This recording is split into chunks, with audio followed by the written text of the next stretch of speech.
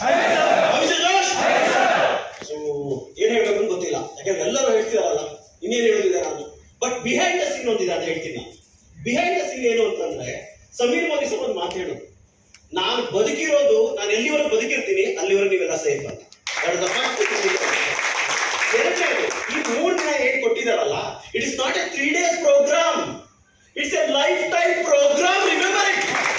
ಇದು 3 ದಿನ ಕೊಟ್ಟಿರೋದಲ್ಲ, ನಿಮ್ಮ ಜೀವನ ಪರ್ಯಂತ ನಿಮ್ಮ ಕುಟುಂಬ ಸಮೇತ ನೀವು ಹೀಗೆ ಬದುಕಬೇಕು ಅಂತ ನಮ್ಗೆ ಅಲ್ಲಿ ತೋರಿಸ್ಕೊಟ್ಟಿರುವಂತ ಜೀವನ ಶೈಲಿ. ನಾನು ಒಂದ್ ಮಾತು ನಿಮ್ಗೆ ಹೇಳ್ತೀನಿ, back to the home come out ಆಗಿ.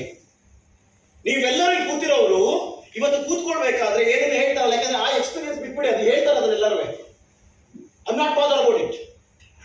ಯಾಕಂದ್ರೆ ಅಲ್ಲಿ ಸಿಕ್ಕಂತ ಆ ಎಕ್ಸ್ಪೀರಿಯನ್ಸ್ ಇದೆಯಲ್ಲ, ಅದನ್ನ ವರ್ಣನೆ ಮಾಡ್ಲಿಕ್ಕೆ ಆಗೋದಿಲ್ಲ. ಅದೇನೇನು ಫೀಲ್ ಮಾಡ್ಬೇಕು, ಯು ಲವ್ ಇಟ್. ನಾವು ನೋಡಿದಾಗ ಅದನ್ನ ಅನುಭವಿಸ್ತೀರಾ, ಅದನ್ನ ಆ ಅನುಭವಕ್ಕೆ ನಾವು ಹೇಗೆ ಎಕ್ಸ್ಪ್ಲೈನ್ ಮಾಡಿದ್ರು, ಅಷ್ಟು ವರ್ಣನೆ ಮಾಡಿದ್ರು ರೀಚ್ ಮಾಡ್ಲಿಕ್ಕೆ ಆಗೋದು, ಅಷ್ಟು ವಂಡರ್ಫುಲ್ ಆಗಿತ್ತು ಅದು. ಸ್ಪೆಷಲಿ ವೈಲ್ಡ್ ಪಾರ್ಟಿ ಇತ್ತಲ್ಲ, ಯಾಕಂದ್ರೆ ದುಡ್ಡು ಖರ್ಚು ಮಾಡಿದ್ರು ನಾವು ಬೇಕಾದಷ್ಟು ನೋಡಿದೀವಿ, ಮದುವೆಗಳಿಗೆ 1000 ಕೋಟಿ ಖರ್ಚು ಮಾಡಿರೋನ್ನ. ಬಟ್ ಆ ಮದುವೆ 1000 ಕೋಟಿ ಖರ್ಚು ಮಾಡಿದ್ರು ಇಲ್ಲಿ ಯಾರು ಟಚ್ ಆಗಿರುತ್ತೋ ಏನೋ ಗೊತ್ತಿಲ್ಲ.